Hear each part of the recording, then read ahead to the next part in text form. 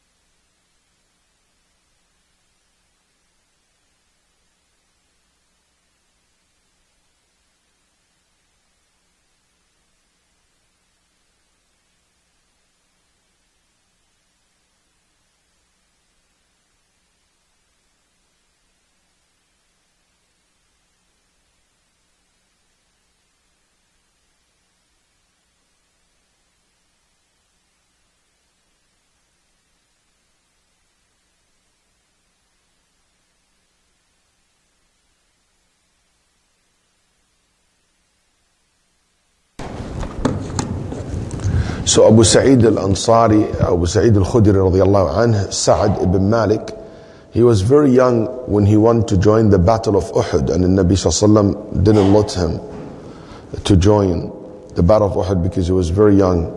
And in that battle his father died, and later on Abu Sa'id said he never missed any one of the Prophet sallallahu alaihi wasallam battles. And even in young age, Al-Khatib al-Baghdadi, he was among the most knowledgeable ones in his early youth age or time. memorized a lot of narrations, and he narrated a lot of hadith. So هو من المكثرين من الرواية رضي الله عنه. And his life story is a very interesting, especially at the end of his life. He witnessed the fitna of al-Harra, معركة الحرة. الحرة, it's a battle that took place in Medina, where the army of Syria, the army of Sham, came to Medina to crush the movement in Hijaz at that time, the rebels against the Umayyads. And when they arrived to Al-Medina, it was very brutal, and I'm only mentioning this for us to understand war is nasty. No matter who are the fighters. War is very hard to deal with. You know, كان أبو هريرة رضي الله عنه, Abu Sa'id al-Khudri رضي الله عنه, sitting in his house, okay, and a man came to his house and he told him, come out from your home. قال أبو سعيد لا أخرج, I'm not coming out. وإن دخلت قتلتك. He said, I'm not getting out, but if you enter my house, I will kill you. So the soldier didn't care, broke the door and entered. Abu Sa'id dropped the sword and he said, إني أريد أن تبوء بإثمي وإثمك. I would rather to be the one who's killed, not to kill someone. That's an unbelievable level of discipline. That's unbelievable level of looking the dunya as something not worth fighting over. That he said, I would rather to be killed and to go to Jannah than to kill you and to deal with it in the Day of Judgment. Then he said, are you Abu Sa'id? He said, no. He said, yes. He said, are you the one who were a companion of Muhammad sallallahu alaihi wasallam? He said, yes. He said, istaghfir li. Please pray for me. Then Abu Sa'id said, Allahumma ghfir lah. Oh Allah, forgive him. And the man left. And it could be another incident also. He himself said, in the incident of Al-Harra, a man, he went and he said, I was hiding for nights in my home, didn't go out for salah or anything. فدخل علي نفر من أهل الشام فقالوا أيها الشيخ. Group of people from this army who came from Sham, so they don't know who he is really. He said, old man, get out and give us what you have in your home. I said, I don't have anything to give you, I don't have any money. قال نتفوا لحيتي وضربوني ثم عمدوا إلى بيتي ينقلون ما فيه قال حتى وسادة فراشي أخذوها. They said, they pulled me from my beard and they pull out some of his hair while they're pulling his hair and they beated him up. That's Sahabi radiallahu anhu, Sa'id al-Khudri.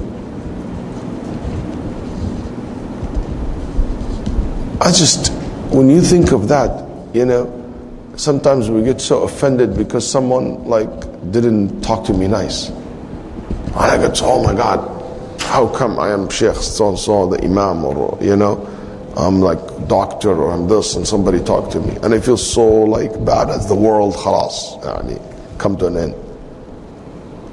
La ilaha illallah. He said, they beat me up and they took everything in my house, even my pillow.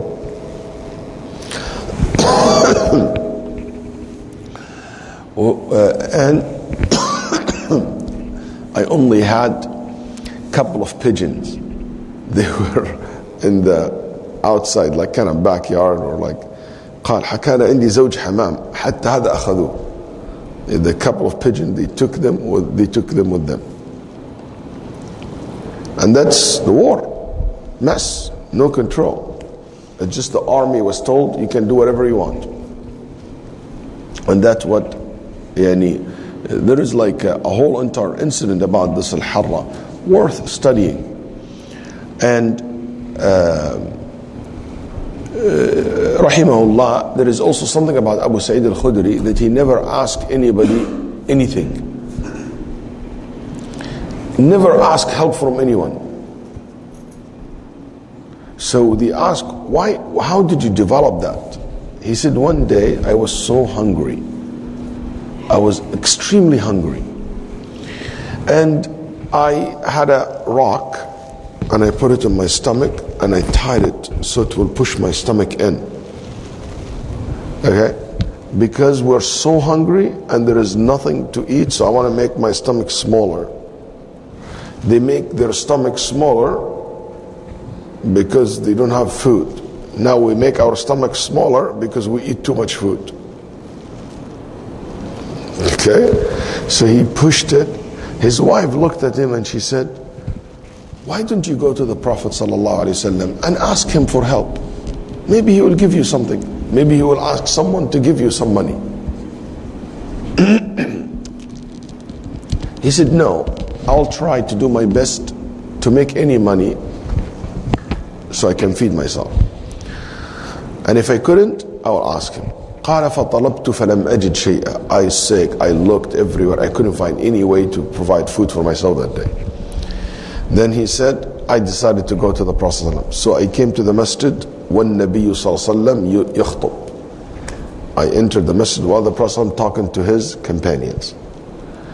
And the moment I sat and I started listening, I heard the Prophet ﷺ saying, وَمَنْ يَسْتَغْنِ يُغْنِهِ اللَّهِ.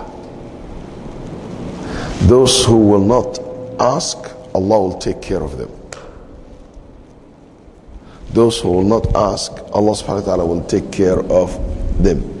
وَمَنْ يَسْتَعْفِفْ يُعِفُّهُ اللَّهِ. And the one who seek afaf to protect his chastity, Allah will protect him or her. وَمَنْ يَسْأَلْنَا إِمَّا أَن نَبْذُلَ لَهُ أَوْ نُوَاسِيهِ وَمَنْ اسْتَغْنَى عَنَّا فَهُوَ أَحَبُّ إِلَيْنَا مِمَّنْ سَأَلَنَا. And those who ask us something, if we have, we will give you. And if we don't, we will support you at least psychologically. We say nice things to you and make dua for you. But if you don't ask, it's much better. وَمَا زَالَ اللَّهُ يَرْزُقُنَا. Abu Sa'id al-Khudri said, after that I decide never ask Rasulullah ﷺ nor anyone else. And he came back to my house and he said, I will not ask, because the Prophet said, whoever don't ask, Allah will take care of him. قال فما زال الله يرزقنا حتى ما أعلم أهل بيت من الأنصار أكثر أموالا منا. And Allah subhanahu wa ta'ala have given me so much, and now you know why they targeted his house. Okay? And I don't know anyone from Al-Ansar made more money than me after that. رضي الله عنه وأرضاه. The point is that it teach people not to beg, not to, look for, charity from people, but the person try his or her best to work, to have their income, to do their best, and so forth. Anyway, Hadith Abi Sa'id al-Khudri radiyallahu anhu, this in al-Bukhari wa Muslim. And al-Bukhari radiyallahu anhu's narration is a little bit longer than what you had read. Would you like to hear the full narration? Abu Sa'id al-Khudri radiyallahu anhu said, سمعت من رسول الله صلى الله عليه وسلم أربع كلمات أعجبتني وآنقتني. I heard from the Prophet four things. I loved them and I was so impressed by them. Very impressed by them. سمعت رسول الله صلى الله عليه وسلم يقول لا تسافر المرأة مسيرة يومين إلا ومعها زوجها أو ذو محرم. He said a woman cannot travel for a distance of 2 days unless her husband or a mahram with her. قال ولا صوم في يومين يوم الفطر ويوم الأضحى. And you can't fast 2 days in the year. يوم الفطر, the day of Fitr, and the day of Al-Adha. ولا صلاة بعد صلاتين. And there is no salah after 2 salahs. Al-Fajr, and when the sun until the sunrise, and after Asr until the sun goes down. قال ولا تشد الرحال إلا لثلاث مساجد. And you should not travel to pray or to worship Allah in a place except 3 places. المسجد الحرام والمسجد الأقصى ومسجدي هذا. Mecca, Medina, the Masjid al-Medina, Masjid al-Nabi sallallahu alaihi wasallam, and Masjid al-Aqsa. So these are the four things that he heard from the Prophet sallallahu alaihi wasallam. And as you might come across, sometimes this hadith will be cut into pieces. So you see, قال Abu Sa'id, لا تشد الرحال. So you have the last part by itself, but actually it's one narration. And that's a common thing, that the hadith will be long or mention four things. It will be narrated mukhtasar, a summary or the portion that the scholar want to quote. Now, the last part you said, do not travel. Yeah, you don't travel to worship Allah in a place believing that this place is a place deserved to worship Allah subhanahu wa ta'ala in it, except to three places. Like for example, I can't say, you know what, I think praying in Galveston is more rewarding than here. Or I think if you pray in Dallas, you get more reward because that Dallas is more blessed. No, but if I travel to Dallas to pray because there is more knowledge, there is people who teach, has nothing to do with the land itself. If you say this cave, praying in this cave, there is more reward in it. I'm going to travel to pray in the cave of Hira. That's haram, that's bid'ah.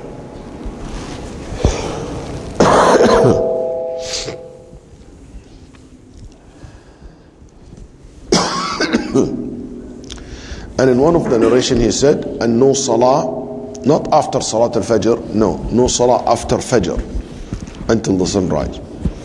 Hadith also in Abi Dawood and Nasai. Hadith Uqbah that he mentioned, Ibn Amir, also reported by Muslim.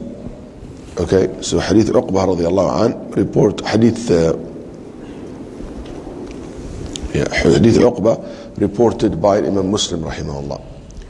Hadith so it's Sahih. Hadith Abu Hurairah radiallahu anhu that Shafi'i mentioned it.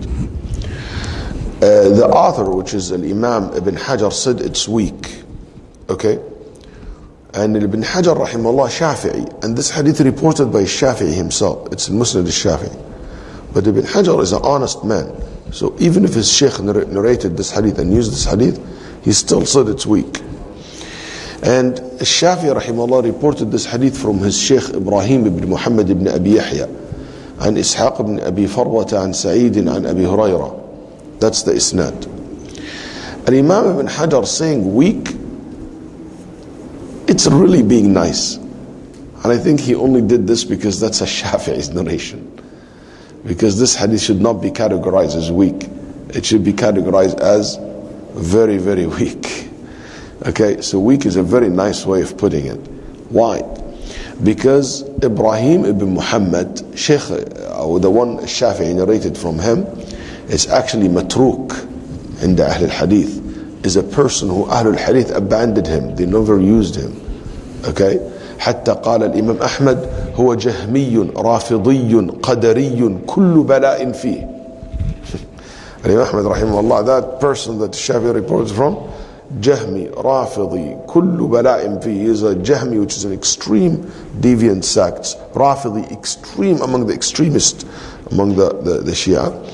And he said, every bad thing you can think of in it. Kullu afatin min al-afati fih. One time Ahmed said, every bad thing you can think of, you will find it in this man. Kadhab, mubtadi', a liar, an innovator. وحشفا وسوء كيلة. You know what that expression means? حشف and سوء كيلة. سمعت هذا المثل من قبل عمار؟ ما سمعت؟ حشفا وسوء كيلة. Anybody heard this word? حشف. It's a very famous. I'm surprised. حشفا وسوء كيلة. حشف وسوء كيلة. You guys know the barley? When you buy barley, there is a coat, kind of a coat over the barley. That's right. Like any seeds that has a cover, you basically peel it. That's right. Imagine if you go to buy pistachios. You guys know pistachios, that's right. It has like a shell. You open it and you take the green things from inside. You go to the guy, and he, okay, how much you want? £3, and he give you £3. You go home, you found it $2.75. So what he did now? He give you what? less. Su'a kayla, يعني it was not accurate. Then when you go home and you open the bag, all 50% of what he put for you is the shell, nothing inside it. Only the shell. So it's a double problem. You got less and you got what? The useless part. That's the hashaf. Okay, so the old days when they buy barley, he gave them more of the cover, like fluffy things, and there is nothing really to eat. So that's called hashafan wa su'a kayla. So we use this when we have a double problem. Okay, like for example, I drove all the way from Clear Lake to make iftar here. Okay, and I found out that Arsalan canceled the burger, in the masjid. Okay, so it's not only that I didn't get the burger, I also lost what? Gas and time. So تحشم وسوء كيل. So so this man is حشف وسوء كيل. يعني he will not give you an accurate narration, and if he narrates something, it's also messed up. And he doesn't have anything to give you, no ilm and no narration, nothing. And this is Ibrahim ibn Muhammad, the narrator, right after Shafi'i. And not only that, the sheikh of Ibrahim ibn Muhammad, the one he heard the hadith from, his name is Ishaq ibn Abi Farwa. And this man is extremely weak. أيضا متروك الحديث عند علماء الحديث. طيب ضعيف جدا. حتى أن الزهري رحمه الله، الإمام الزهري very famous، محمد بن شهاب الزهري، قال قاتلك الله يا ابن أبي فروة، ما أجرأك على الله تروي أحاديث بدون أسانيد ليس لها خطام ولا أزمة. He said, may Allah يعني destroy you ابن أبي فروة. May Allah يعني take your life, يعني put you to death and free the ummah from you. You narrating a hadith, okay, has no isnad, no one known. He just made it up. Okay, he make things up. Okay, they say كان يختلق ما يقول. It's like he make things up, then he claim it's a narration. So actually the only one ever said this opinion is him. It's like me telling you, oh, this issue has 3 opinions and there is only 2. I just made the 3rd one. Okay, that's remind me of one of my sons, Allah yaslaham. Whenever we play together target shooting, he called the target after he shoot. And whatever he shot, he said that was the target. So he claimed the target after he practiced and shooting. Yeah, that's exactly. He make up the opinion, then he said, some ulama said that. That's why one of the ulama once said a statement that I always use. He said, he was talking to someone, and he said, oh, some ulama said that. Then they asked him, where you got this? He said, inshallah, Allah will create ulama to say this in the future. He just made it up. So there is liars in ilm. Anyway, so the least we can say about this hadith, it is very weak. If we can say this hadith is يعني موضوع. طيب, this narration, at least that chain of narration. So saying weak was very polite way of Imam Shafi rahimahullah to put it, and I think only because this is the narration of his Shaykh Imam Shafi rahimahullah. By the way, some Shafi'iyya try so hard to bring any backup for the narrations and exceptions, but it didn't work. That isnad of Shafi is completely bad isnad. Cannot stand. The only good thing in it is Imam Shafi himself and Abu Hurairah radiallahu anhu arda. Now, what does Shafi take for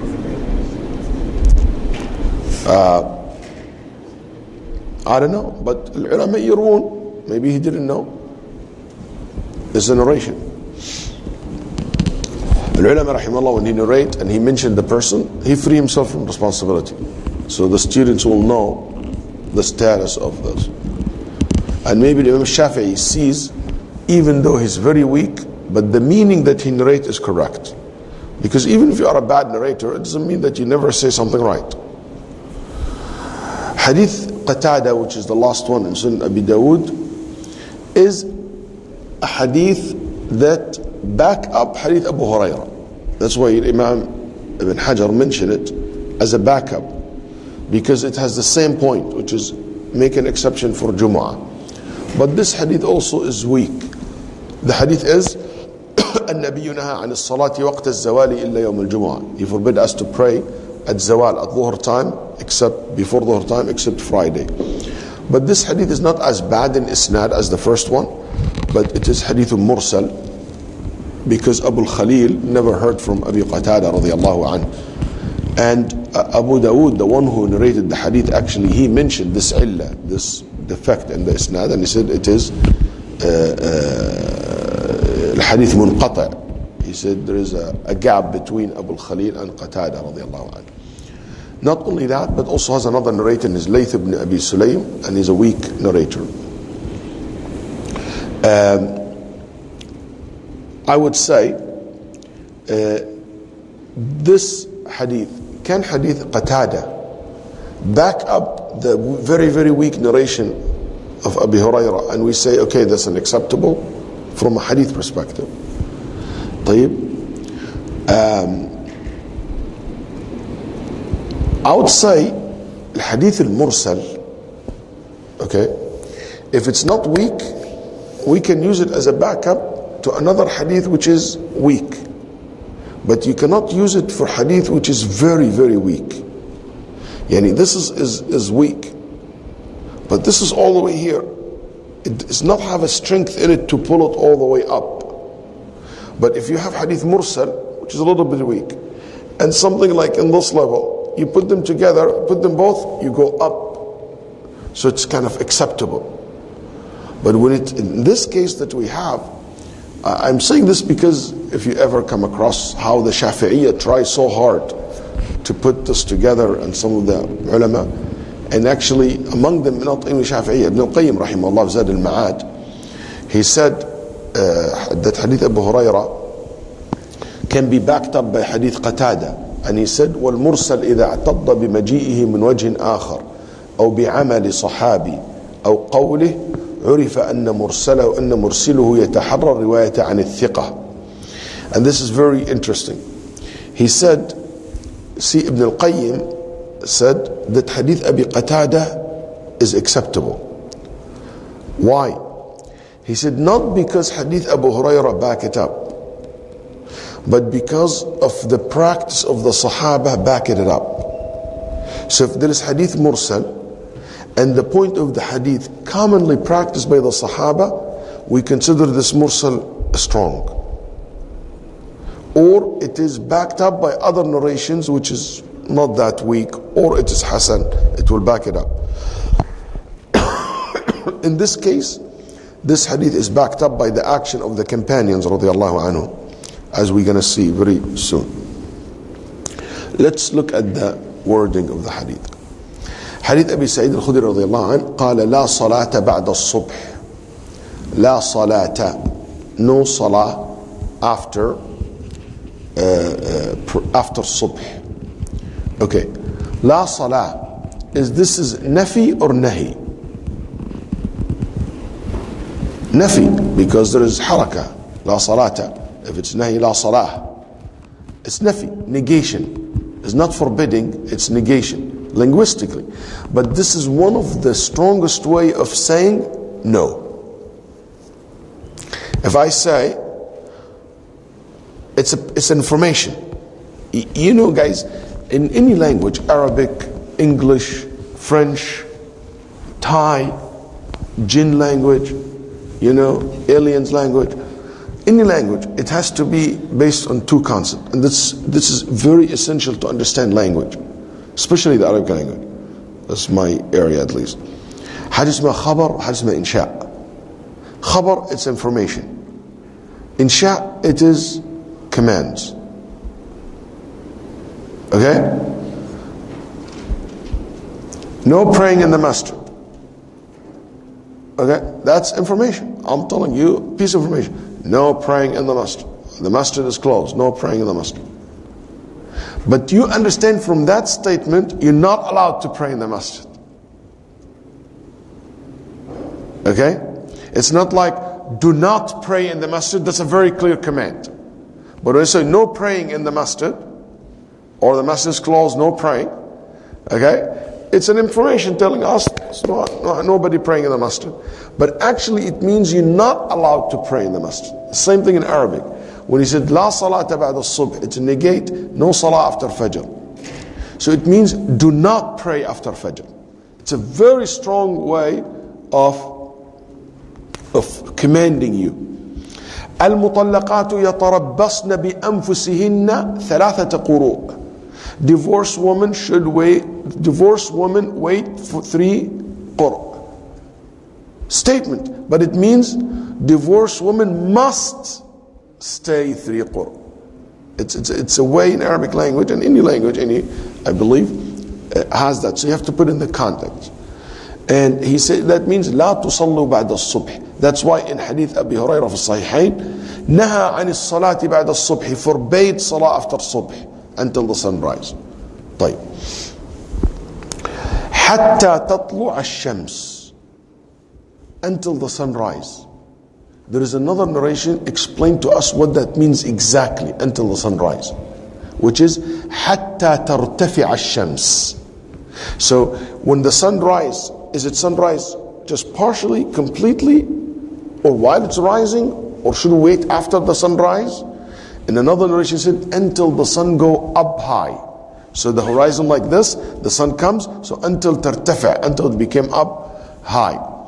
And also this came more specific in hadith in Nasa'i, hadith Amr ibn Abasa, and I'm surprised why never he mentioned it here, which is in it, he said, قال حتى ترتفع قدر رمح. If you put a spear on the ground, you can see the sun above it, which it means goes way up. Okay? And the ulama rahimahullah said that means about 10 minutes, in the moderate days. In the moderate days, like spring times and stuff like that. Okay? بعد طلوع الشمس. So, if you want to pray after the sunrise, you wait about 10 to 15 minutes max. Okay? Then you can pray. In Hadith Uqba, he said, ثلاث ساعات. He said, 3 ساعات. You're not allowed to pray or to bury your dead. ثلاث ساعات. ساعة. What ساعة means? Period of time. There is 3 periods of time, long or short. Question. Do you think ساعة means 60 minutes? Definitely he doesn't mean it's 60 minutes. Okay? But could it be also 60 minutes? Yani definitely in Nabi Sallallahu doesn't you mean the word minutes, because that concept not exist. But whatever they were saying that time, when they say sa'a, how long this period of time? I'm sure culturally they understand something. There is a concept. Some ulama said, it's interesting because the Nabi Sallallahu said, and this hadith in Sunan Abi Dawud and in Nasa'i, and it is authentic, Shaykh al-Albani rahimahullah authenticated the hadith as well. يوم الجمعة 12 ساعة لا يوجد فيها عند عبد مسلم يسأل الله شيئا إلا آتاه إياه فالتمسوها آخر ساعة بعد العصر. The Prophet ﷺ said the day of Jumu'ah is 12 hours. In it, there is 1 hour. You don't ask Allah subhanahu wa ta'ala anything unless Allah give you what you ask for. Look for it as the last hour after Asr. Yani before Maghrib. If this is the case, we know that in modern days, the day has how many hours? Regular days, 12, and regular days in the night, 12. So from this hadith, some ulama said actually sa'a, it means 60 minutes. Even if they don't use the word minutes, but in their mind, in their conscious, that period of time which is equal to what we call today 60 minutes. Okay, because of this hadith.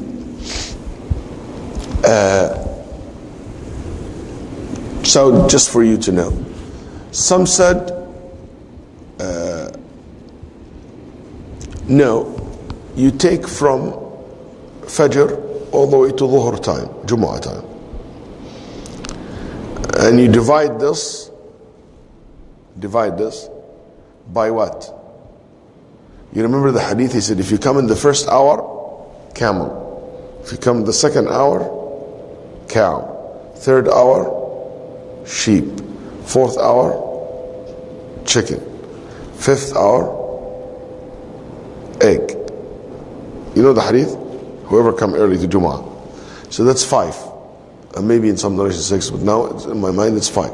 So divide from Fajr all the way to Dhuhr, that period of time, and divide it by 5. That's what hour means. You understand how they got it? Because every hour. So that means this is the hours. Anyway, there is different. If you do that, it's about the same, by the way. It's not far away from. It's 45 minutes. If you take an average, like day time, something like that, or an hour. So it's around an hour.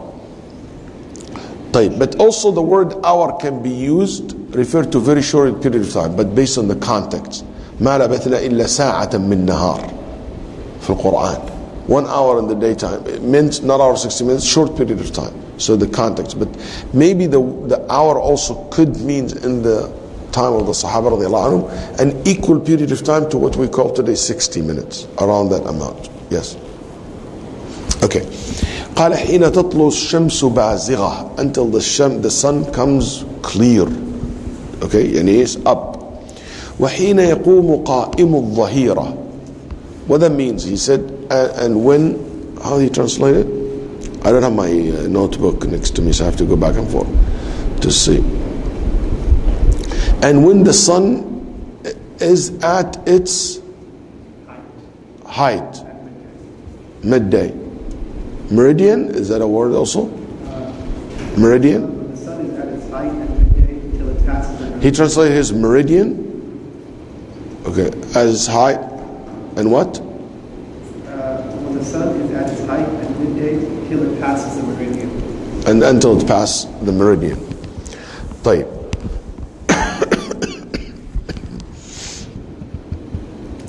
So, here, what that means, and its height. The word in Arabic, حتى يقوم قائم الظهيرة. Okay? It means, يعني, when you are standing, يعني يكون القائم في الظهيرة.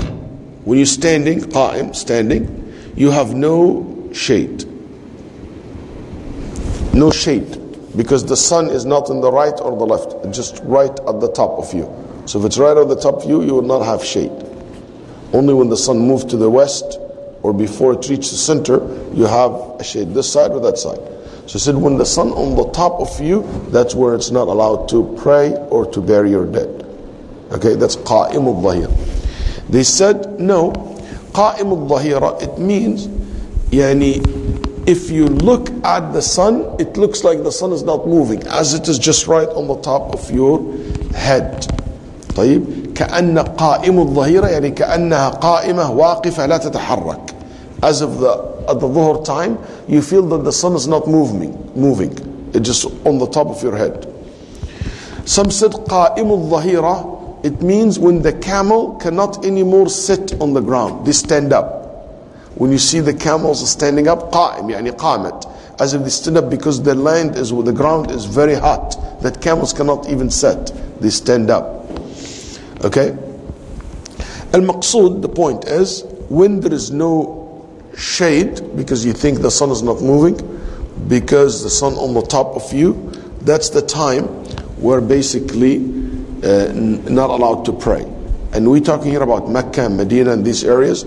The sun can be completely in the center of you. But if you go north or south, maybe this will not be the case. The sun will never be like right at the top of you. But the Prophet talked about that concept in his time.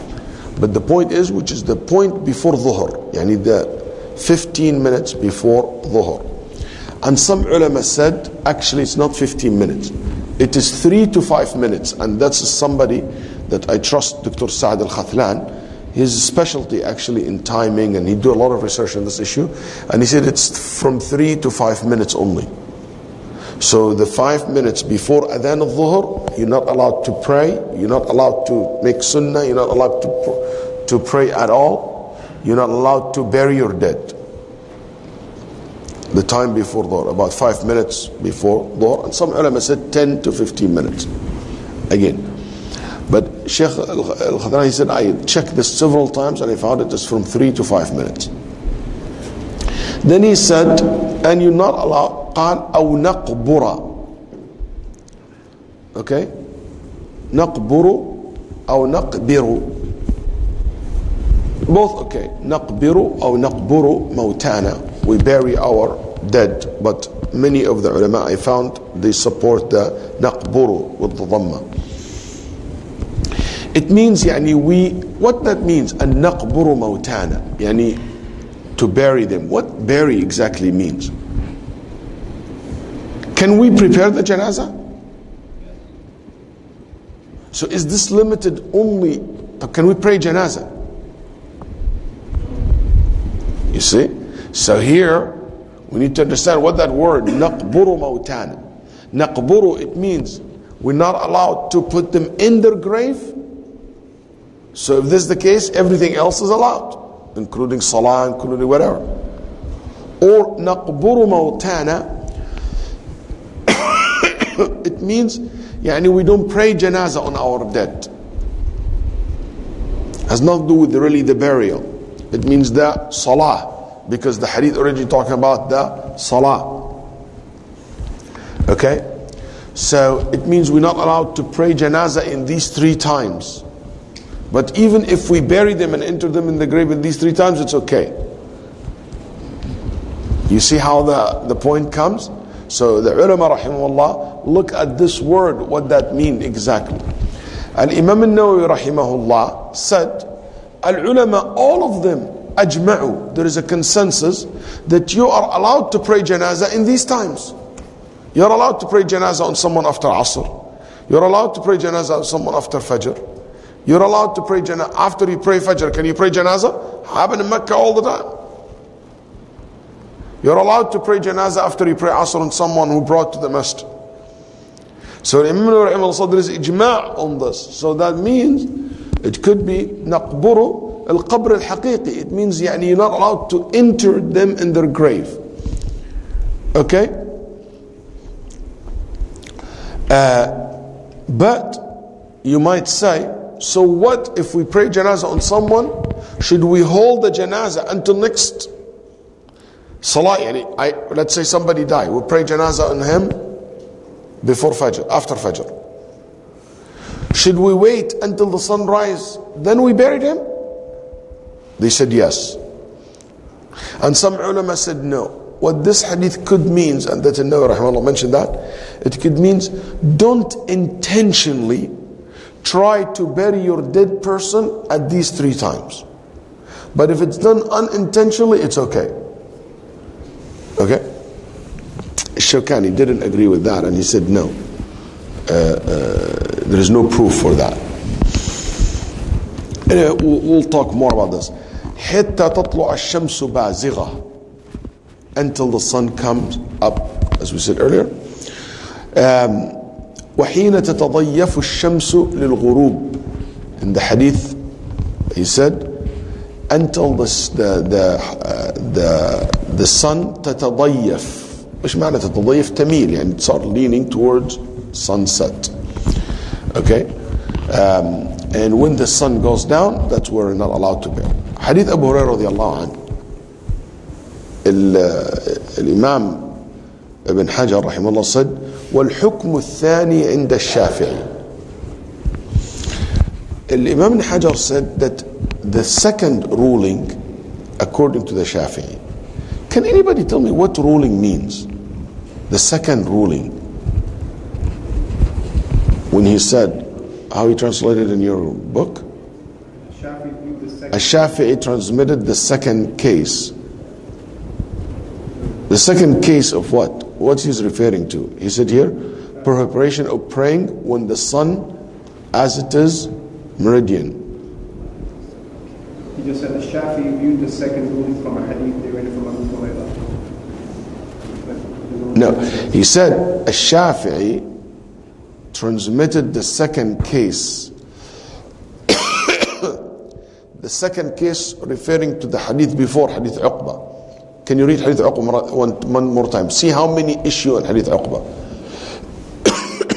Read it. Uqba bin Amir narrated there are 3 times at which Allah's Messenger sallallahu alayhi wa sallam used to forbid us to pray or bury our dead. When the sun begins to rise till it's fully up, when the sun is at its height at midday till it passes a meridian, and when the sun draws near to setting till it sets. So, Hadith Uqba talk about here 2 issues, as-salah and the burial. So when he says, Al-Shafi'i narrated hadith to support the second case in the Hadith Uqba, you will think the second case is what? The burial. But that's not it's a very عبارة يعني مهمة جدا. It's very ambiguous the way Ibn Hajar put it. And maybe there is something missing from the copiers or the Sakh al-Kitab. Because he's not talking about the second, which is the burial. The Hadith Abu Hurairah talk about one issue, one only, which is the first issue, which is the praying. There is 3 prayers we're not allowed to pray. 3 times we're not allowed to pray. After Fajr, before Dhuhr, after Asr. So the second case referring to what? To Dhuhr. Because he made an exception for Jumu'ah. So before Dhuhr, except Jumu'ah time, it is allowed to pray before the Zawal, before the sun comes to the middle, or when the sun in the middle of the sky.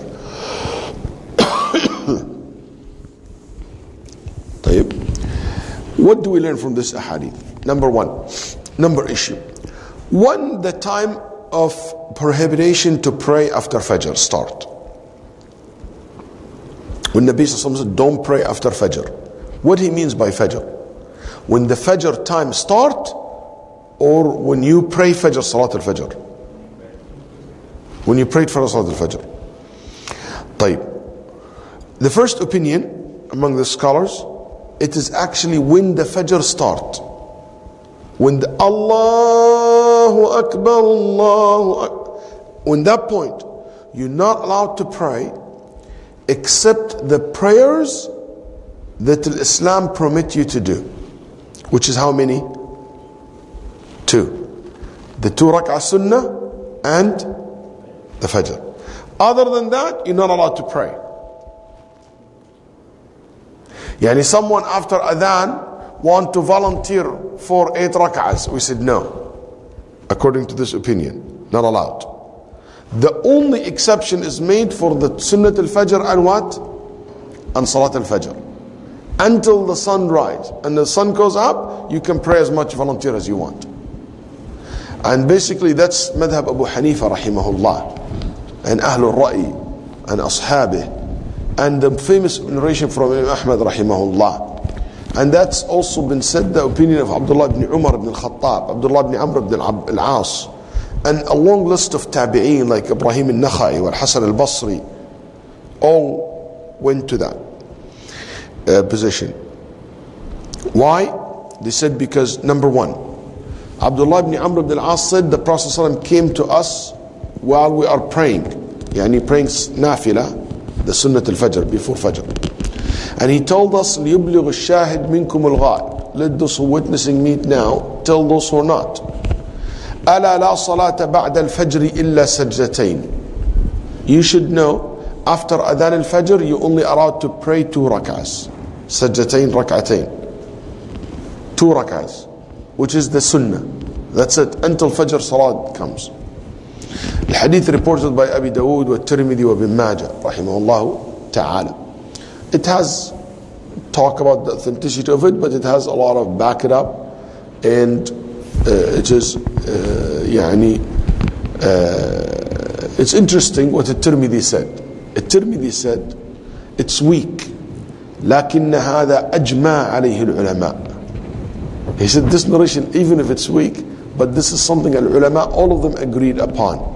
كرهوا أن يصلي الرجل بعد طلوع الفجر إلا سجدتين.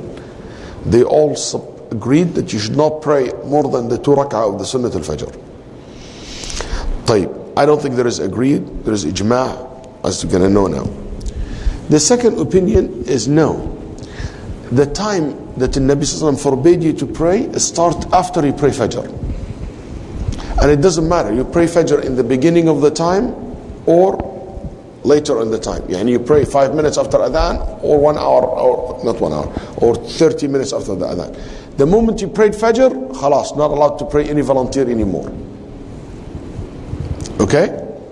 And that's the vast majority of the fuqaha, al-Shafi'iyya wal-Malikiyya, and some of the Hanabila. And it is very, very, very famous opinion among the Sahaba and Tabi'een. Yani overwhelming numbers. And some of them used to pray after Adhan al-Fajr other than the 2 rak'ahs of Sunnah, which is al-witr if they miss the witr. So if somebody missed the witr, they will pray it after Fajr. Okay? And if you are interested to see how many narrations we have in regard to this, you can look at a very beautiful book that, inshallah, if Allah subhanahu wa ta'ala give me umr and time, it's something I would like to read next Ramadan, inshallah ta'ala, which is called Kitab Qiyam al-Layl al-Marwazi. It's a book, it's called Qiyam al-Layl, the Qiyam al-Layl, Imam al-Marwazi rahimahullah, or maybe before Ramadan, we can read that book. You will be amazed by how wealth of knowledge and narration this book has. And it's also printed. He himself found that the book is very big. So I think what we can do is the other one. He came and he summarized it. He said, Mukhtasar Qiyam al-Layl. Okay? Muhammad ibn Nasr al-Marwazi rahimahullah. And you can look tons of narrations in regard to this. Also they said, Nabi sallallahu alayhi wa sallam said, La salata ba'da salat al-fajr fi al-Bukhari. No salah after salat al-fajr. Okay? So they said, also hadith Amr ibn Asaba, صلي الفجر ثم أقصر عن الصلاة. في hadith Amr ibn Abasa, he said, pray Fajr, then after you pray Fajr, stop praying until the sun goes up. في سنن أبي داود, يا رسول الله, أي الليل أسمع? What is the best salah in the night?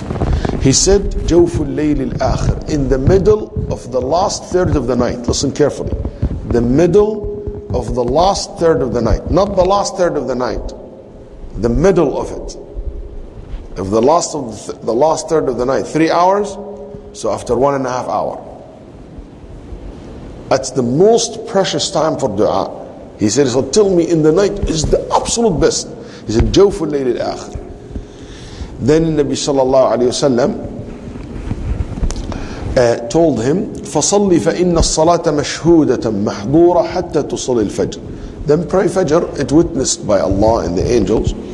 Then أَمْسِكْ عَنِ الصَّلَاةِ حَتَّى تَطْلُعَ الشَّمْسِ. And after that, stop praying until the sun goes up. So this is also another narration, that the point is, when you pray Fajr, that's it. You're not allowed. Also, they said that among the things that the ulama rahimahumullah absolutely agreed upon, that you can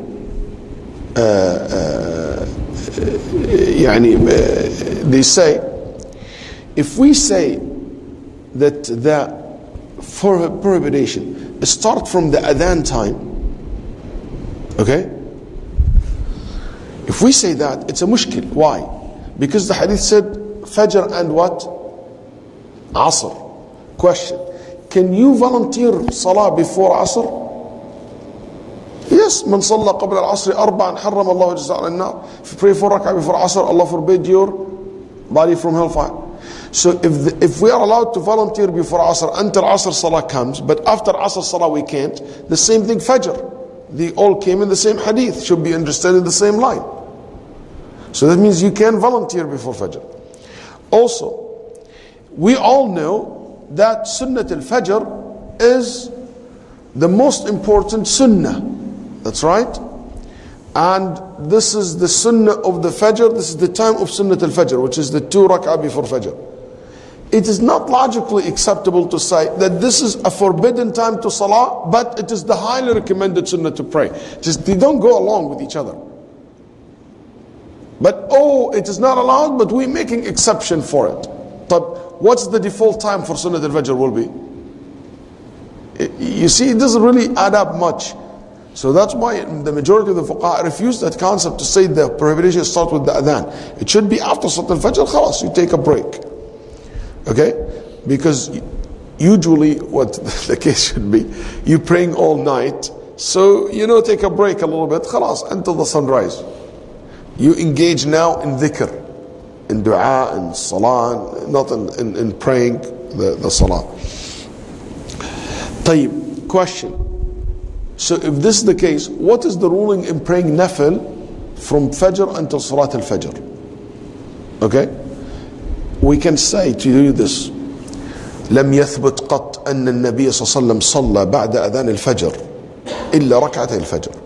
Never been reported that the Prophet prayed anything other than the two sunnat al-Fajr. Ever. So the sunnah is to pray the two rak'ah and that's it. And Nabi Sallam used to make witr before Fajr. Then when the Fajr called, okay, in Nabi Sallallahu Alaihi Wasallam, when the adhan called, he will go and he lay down in his wife's lap. Okay, he put his head in his wife's lap, resting. Then he will stand up, pray two rak'ahs, then he goes, lead the salah. That's how the Prophet day is. Okay? And the Sahaba used to do that as well. They used to pray, to come to the masjid, and they would go in the back of the masjid, lay down a little bit. Then when the salah comes, they go. So that's why even بعض العلماء كان يقولون هناك سنة للاضطجاع بعد ركعتي الفجر. It is sunnah after you pray the sunnah to lay down a little, to take a break, then you come. Anyway, but what about Asr? Is it also the time of the adhan or the time of the salah? As Ibn Qudama said, I know no difference of opinions that it start after the salah. Okay? And Ibn Qudama rahimahullah, when he said, I don't know any difference of opinions that it start after the salah, needs a little bit of explanation. If Ibn Qudama rahimahullah means that the prohibition لا يبدأ بدخول وقت صلاة العصر, the prohibition doesn't start with the adhan al-asr, yes, there is no disagreement between the ulama that after adhan al-asr until salah you can pray as much as you want. Okay? And if he means all the ulama said you cannot pray after salah immediately, that's not right. Because some ulama said even after asr you still can pray. Okay? And why?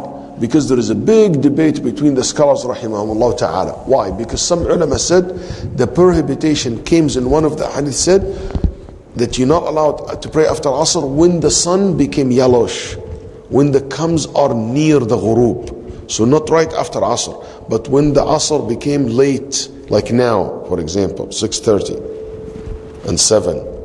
That's when that time, or 7 o'clock, that's when the time you have to stop. But right after Asr, no.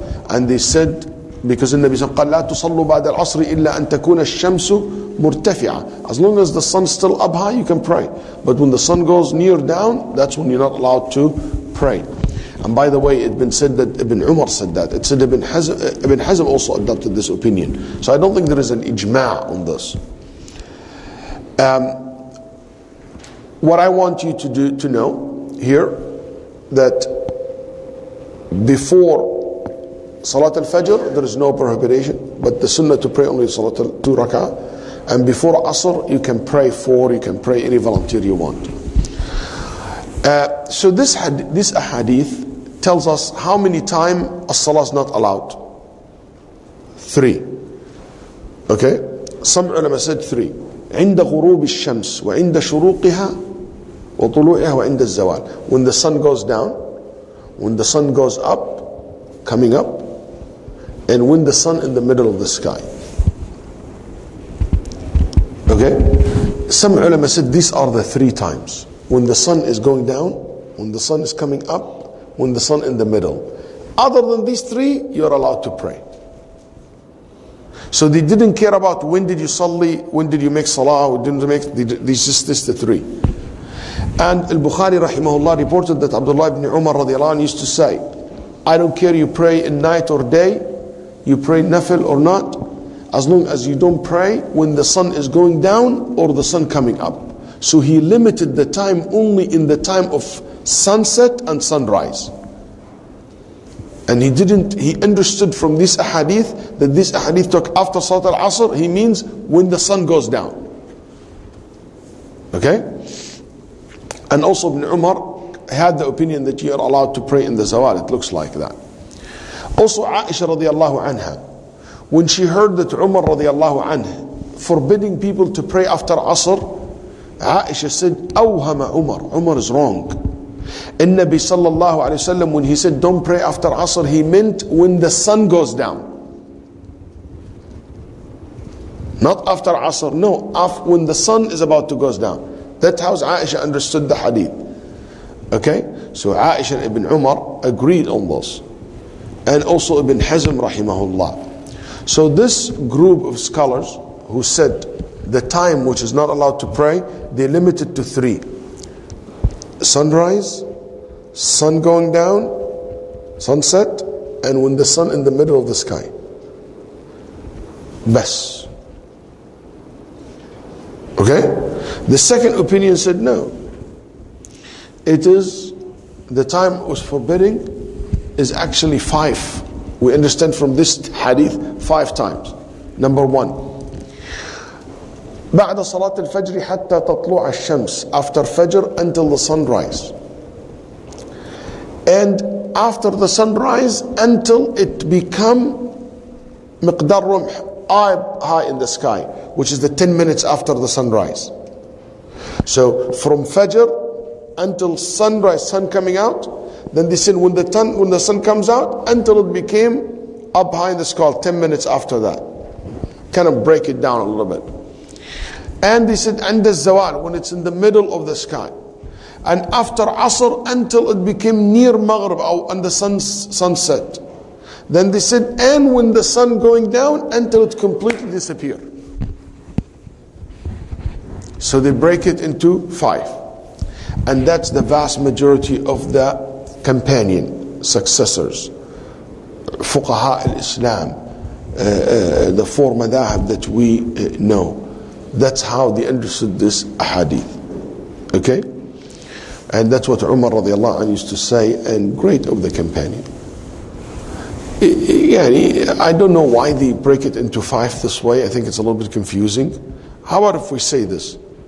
From Fajr until the sun goes up high, 10 minutes after Fajr. Okay? And after Salat al-Asr until the sun completely goes down. Instead of breaking it to. And in the zawal, when the sun in the middle of in the sky. What do you think? 3 or 5? 3? Actually, I say 5. I like what the fuqaha said. Not because I'm just blind followers. No. Because I trust these scholars. There is a reason why they break it this way. They don't want to confuse you. But they want to make a point. Can anybody figure out what's the point? The stronger prohibition is when the sun exactly coming down until it's completely disappeared. But after Asr until the sun goes down, it's not. But it's not a very strong prohibition. After Fajr, it's not very strong prohibition. But when the sun rising all the way until it's up this 10 minutes, that's extremely prohibited. So al-fuqaha, they put these 2 categories extra, not to confuse you, but to make a point that this is a very special time that you should completely avoid what? Salah during this time. Also, there is another fa'idah, okay, that al-ulama rahimahullah said, the burial of the dead is only related to 3 times. The moment of the sun going down, and the moments when the sun coming up, and when it's in the middle of the sky. But it's not related to after Asr or after Fajr. So dividing it to 5, also there's another fa'idah regard to when we bury our dead. So after Asr you can bury someone. But if the Janazah came, for example, at Maghrib, 5 minutes before Maghrib, and we are in the cemetery. We wait until the sun goes completely down, then we bury him. Even though burying in the night also is not something the Prophet recommends. I think the most important point that we can end with here, which is many of you waiting for, I'm allowed to pray a volunteer prayer during these times where it is prohibited to pray. I'm allowed to pray a salah that there is a reason for it. Salah dawat al-asbab. I enter the masjid. I need to pray Tahiyat al-masjid. You know what? I was asleep. I missed Fajr. I woke up right at the time where the sun about to come up. Can I pray my Fajr, my Faridah? Asr. I woke up right before Maghrib. So volunteer or obligatory? Can I pray these salawat in the time when salah is forbidden? Okay? And if this is the case, how can I say, the Prophet said don't pray, but the Nabi said if you slept or you forget about salah, you must pray the moment you remember it. When you enter the masjid, do not sit until you pray 2 rak'ahs. How can I combine between these, evidence? Someone tell me to do this, somebody to do not to do that. Nabi sallallahu alayhi wa sallam said, after you make tawaf around the Kaaba, you pray what? 2 rak'ahs. طيب? So can I pray 2 rak'ahs of tawaf after Asr, before Maghrib, at Fajr? And Nabi sallallahu alayhi wa sallam said, when the eclipse happened, pray. But what if the eclipse happened after Asr or at sunrise, something like in the time which is forbidden? What if the sun completely got blocked in the middle of the day? What if I forgot to pray my Sunnatul Dhuhr and I remember after Asr? Can I make it up? I didn't pray Fajr, Sunnatul Fajr, and after I pray Fajr, I prayed Fajr. Oh my God, I didn't pray Sunnat al-Fajr yet. I came late. Can I right away pray the 2 rak'ah Sunnat al-Fajr to make it up after the Salah? Okay? So, all these scenarios, how can I combine between this and the hadith that we just heard? You're not allowed to pray in these particular times. And before I answer you, I'm going to share with you an interesting story.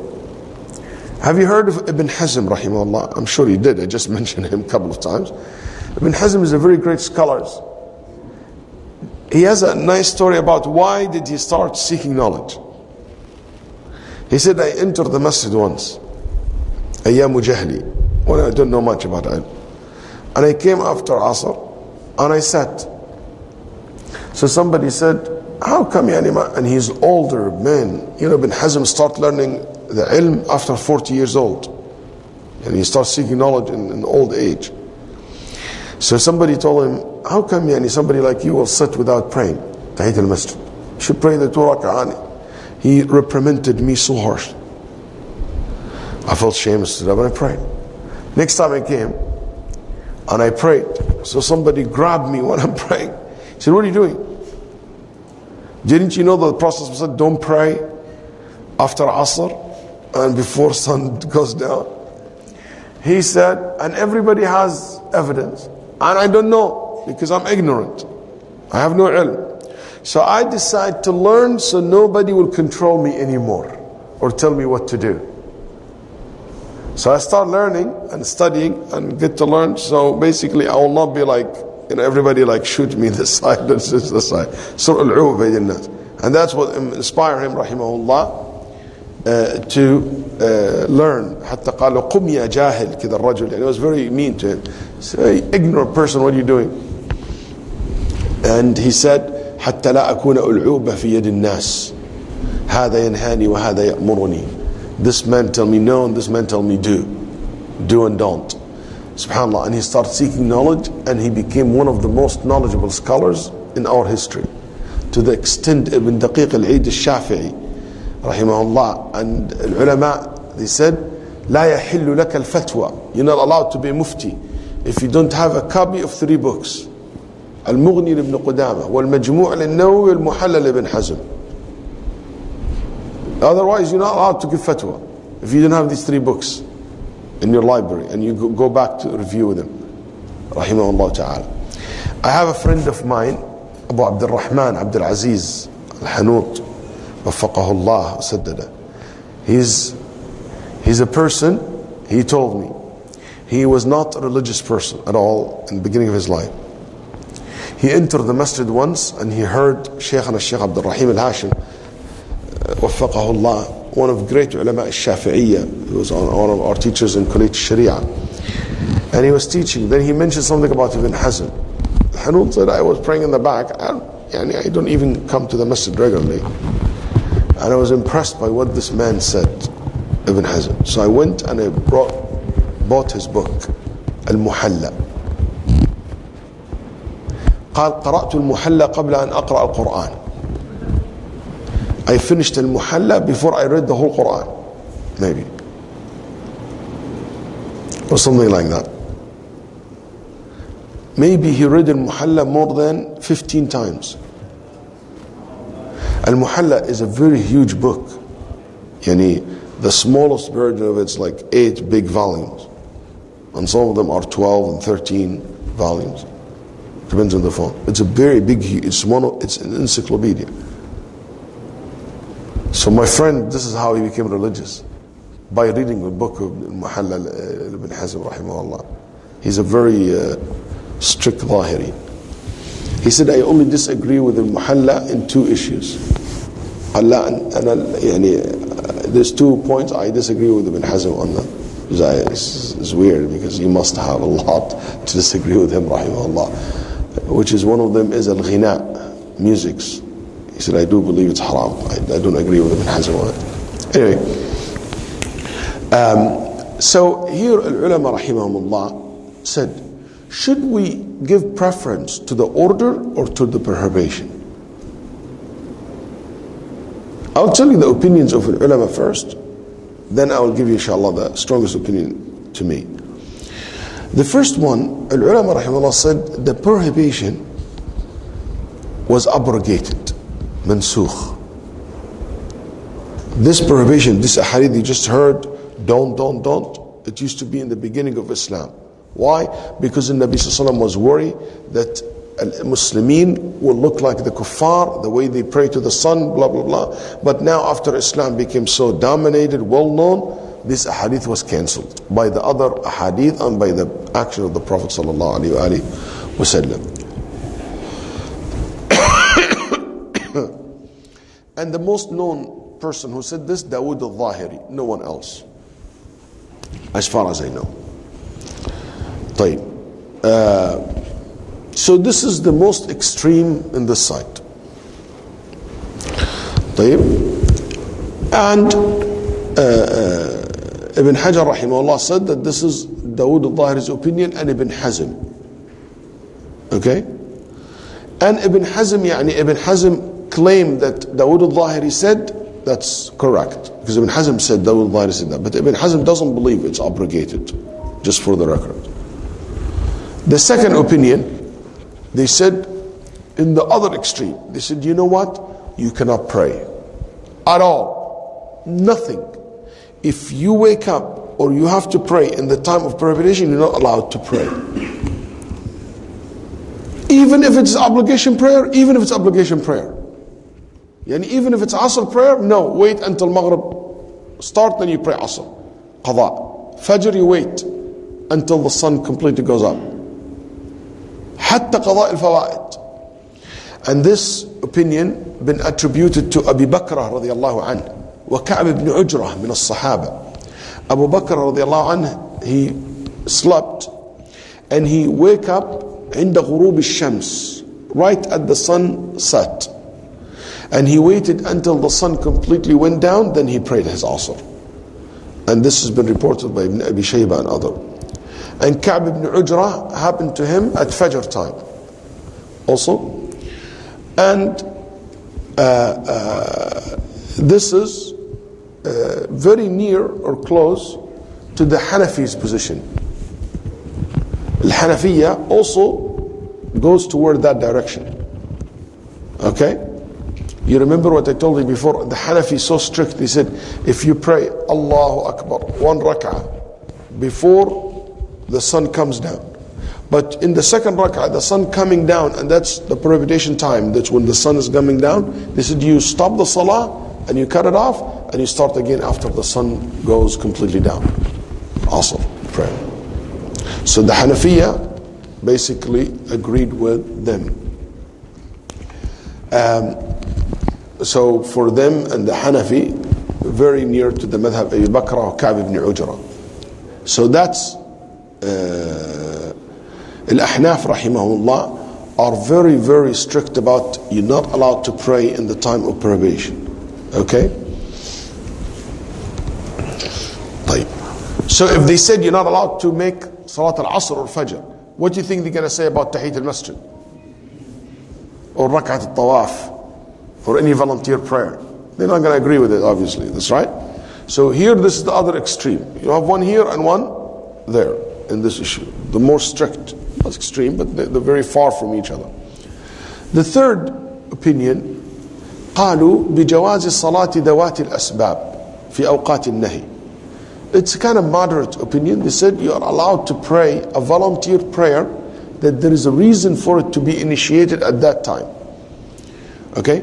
But you're not allowed to initiate any just extra volunteer. You know what? I want to pray 2 rak'ah for Allah. No. But I enter the masjid, I need to pray the masjid. I wake up late from salah, I have to make up my salah that I missed. Okay? And so on.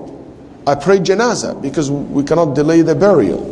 The kusuf because the reason for it happened. Sujud al-tilawa according to some okay, as it is salah.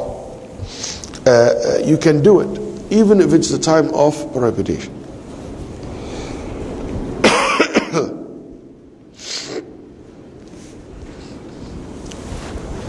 So if somebody said, you know what, after Asr I want to pray, no, don't. Stay like you read Quran, but don't pray until the sun goes down. And this madhab al-Shafi'i, and Imam Ahmad rahimahullah, and the Malikiyya also, some of them. And it's a choice of Ibn Taymiyyah, Ibn al-Qayyim, and Shaykh al-Shaykh ibn Taymiyyah rahimahullah, Shaykh bin Baz. Many times I heard him saying that. And they said, if it is for a reason, it is allowed. They have, guys, overwhelming evidence. Number 1. من نام عن صلاة أو نسيها فليصليها إذا ذكرها. If you slept or you forget a salah, you pray it immediately the time you remember it. Okay? فذلك وقتها. This is its time, the time you remember it. So that means you pray regardless of what it's Asr or after Asr or at sunset or sundown or sunrise, doesn't matter. قال النبي صلى الله عليه وسلم من أدرك من الصلاة ركعة فقد أدرك الصلاة. If you catch 1 rak'ah before the sun goes down, when the sun goes down, is that a prohibition time or not? And if you catch 1 rak'ah before the sun goes up, that's a time of prohibition or not? Yes. He said sallallahu alaihi wasallam, if you catch 1 rak'ah from the salah, you catch the salah. So that means Nabi sallallahu alaihi wasallam allowed us to pray in this time. And he said that salah is valid. Okay? Also, النبي صلى الله عليه وسلم في صحيح البخاري ومسلم من حديث أم سلمة وعائشة, he used to pray 2 rak'ah after Asr. يحافظ عليها في بيته. He used to pray this in his house صلى الله عليه وآله وسلم. Why? Because one time he missed Sunnat al-Dhuhr and he made it up after Asr. And the Nabi صلى الله عليه وسلم after that continued doing that. And Al-Bayhaqi and others said this is khas bin Nabi صلى الله عليه وسلم. The continuity of praying 2 rak'ah after Asr only for the Prophet صلى الله عليه وسلم. 4. Abu Dawud al-Tirmidhi said صليت مع رسول الله صلى الله عليه وسلم في صلاة الفجر في مسجد الخيف بمنى في حجة الوداع. فلما سلم, I prayed with Nabi صلى الله عليه وسلم in Mina, in Masjid al-Khayf al-Fajr. When he made salam, إذ برجلين في أخريات القوم لم يصليا.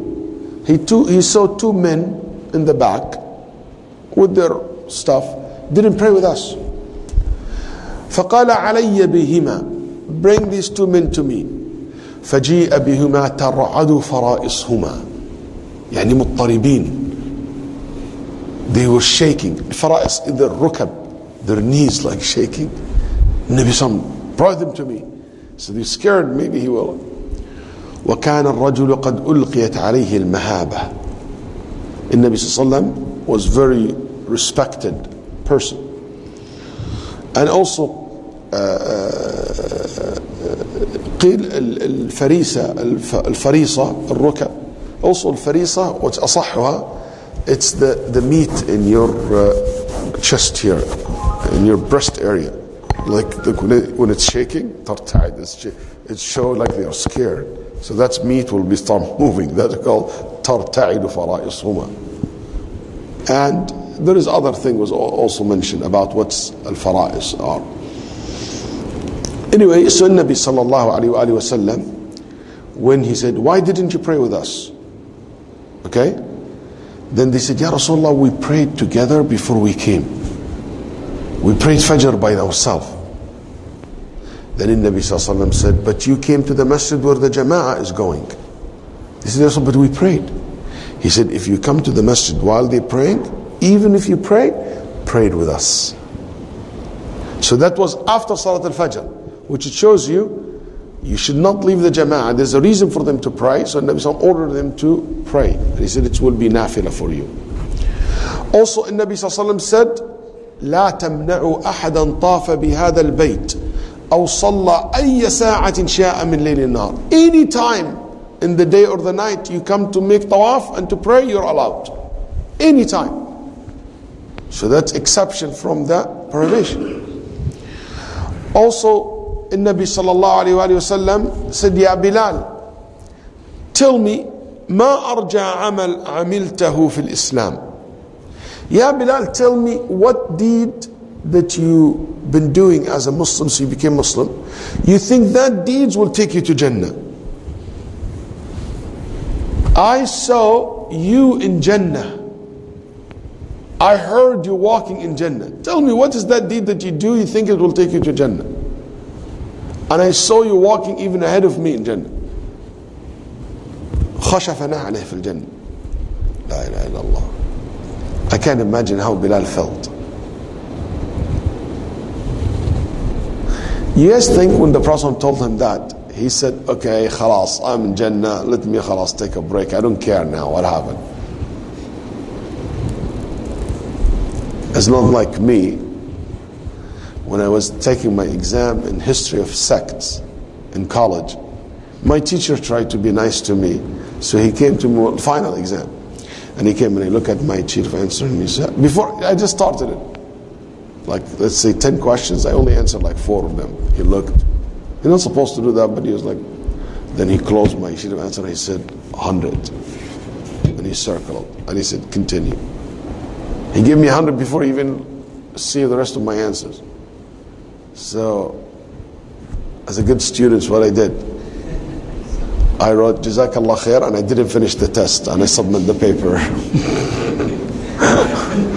Why would I take the risk? He gave me 100. I don't need to finish it.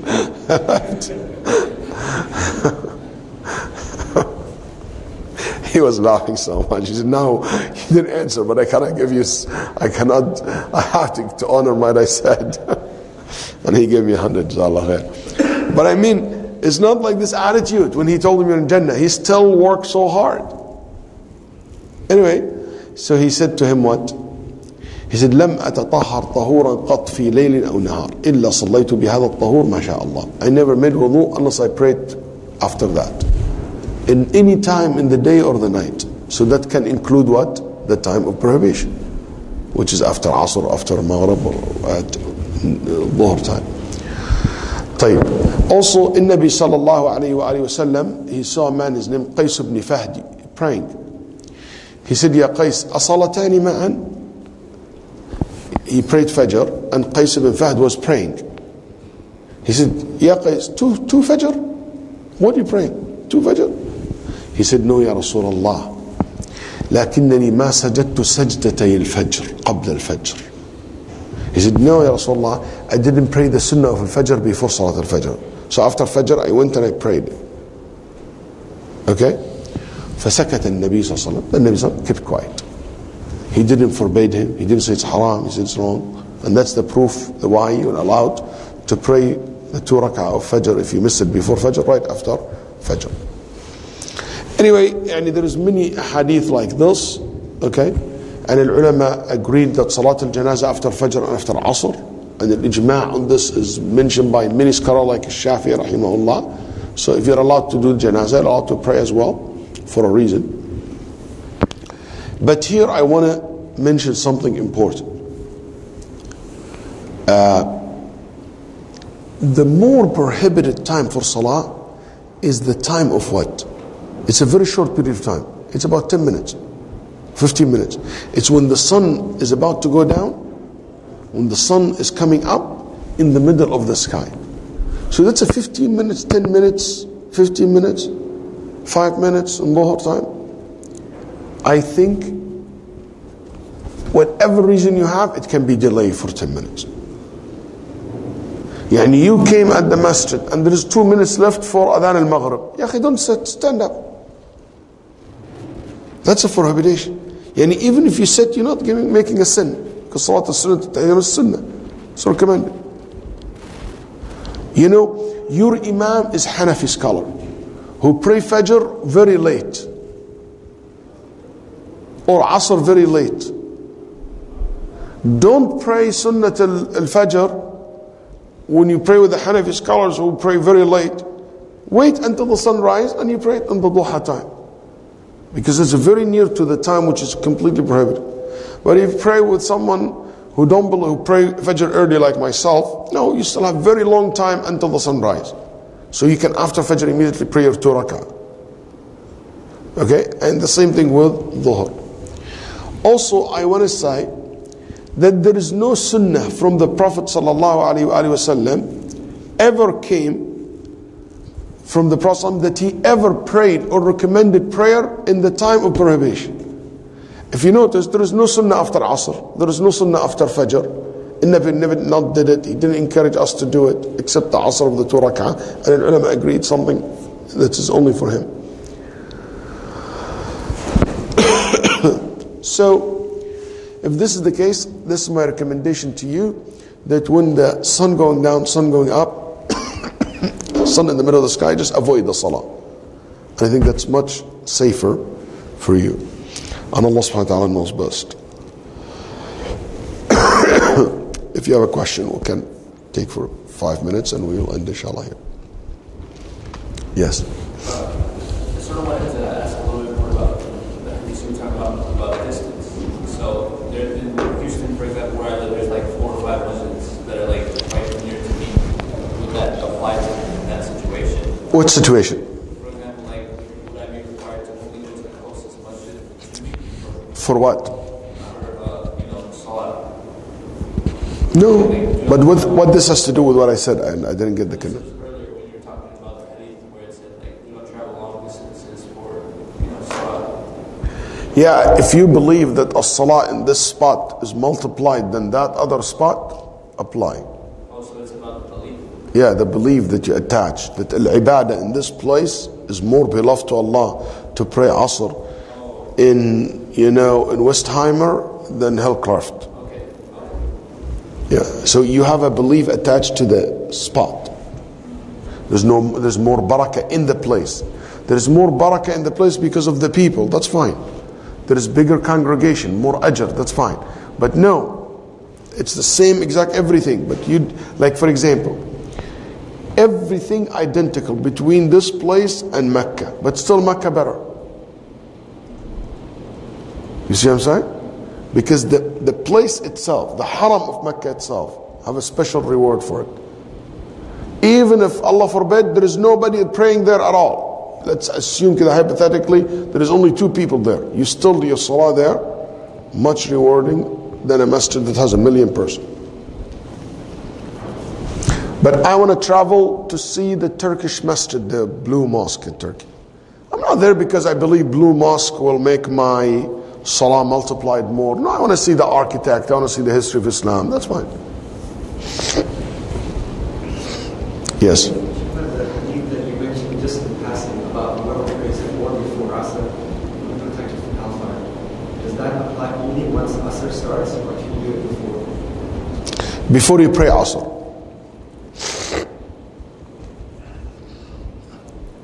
Yeah, after the Asr, adhan called, and before you pray Asr. So let's say you're praying home, whatever, you couldn't come to the masjid.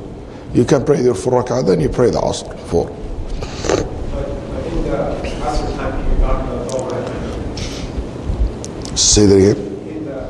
I think he's asking, in the Asr time period, or can you pray at the end of the Dhuhr time period before? No, not before. No, it is after adhan al-Asr.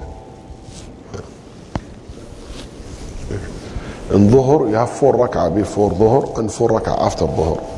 Or 4 and 2 after. Yes? So, from my understanding, if I enter the mosque 15 minutes before Maghrib, it's safe for not to pray. Any 15 minutes is still a big time. You can not to pray. I personally, I would pray if it's 15 minutes. But I will, if it's 2 minutes, 5 minutes, 6, something like that, I wouldn't. Yes. طيب. Inshallah, this will be the last class in Ramadan because next Sunday will be, still Monday is not Eid yet. And it's up to you guys, I don't mind if you guys want to do it next Sunday.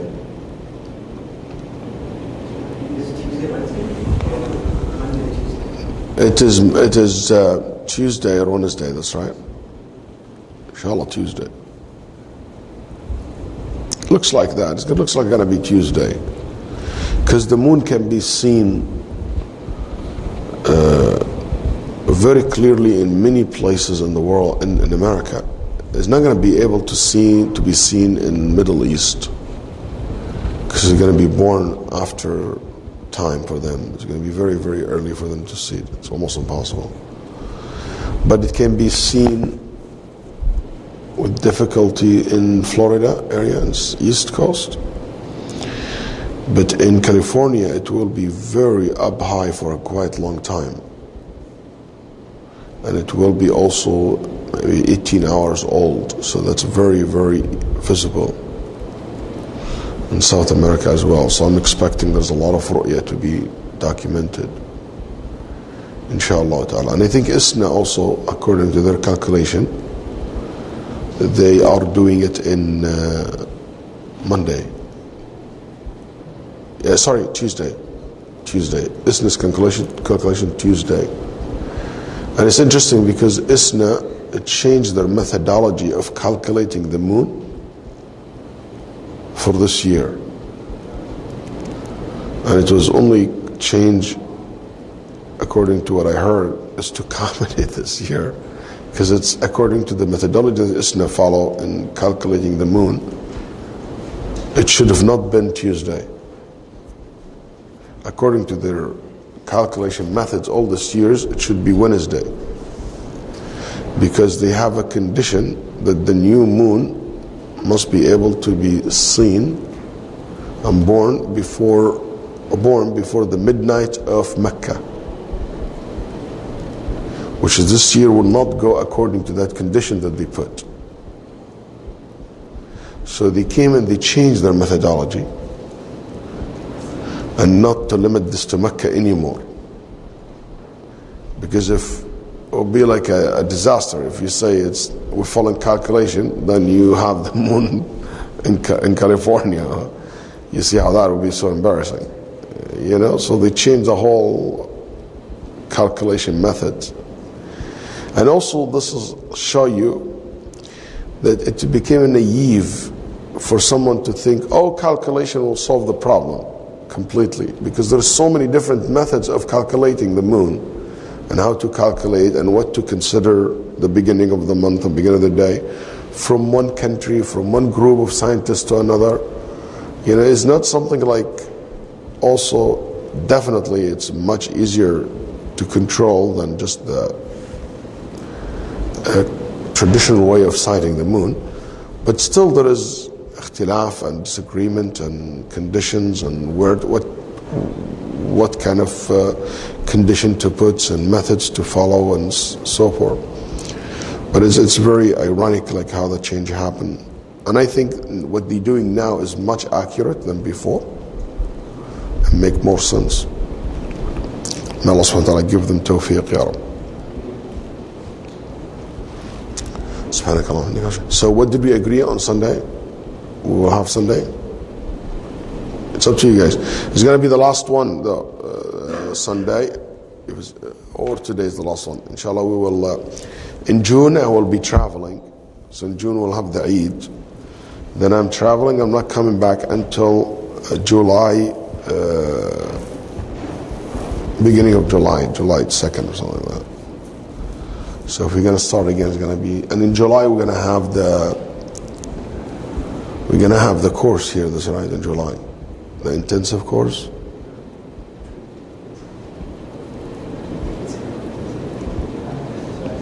It's confirmed. The education treat. It's cancelled? Sheikh Ammar, Asif and Amanta. Is it confirmed or not yet?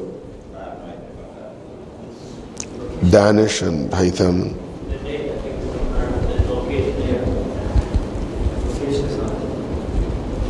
Okay. So inshallah, next Sunday. Okay, sure.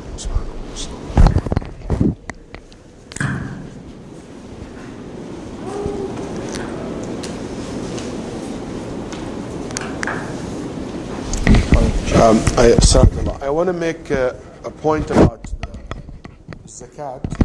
I forgot to mention.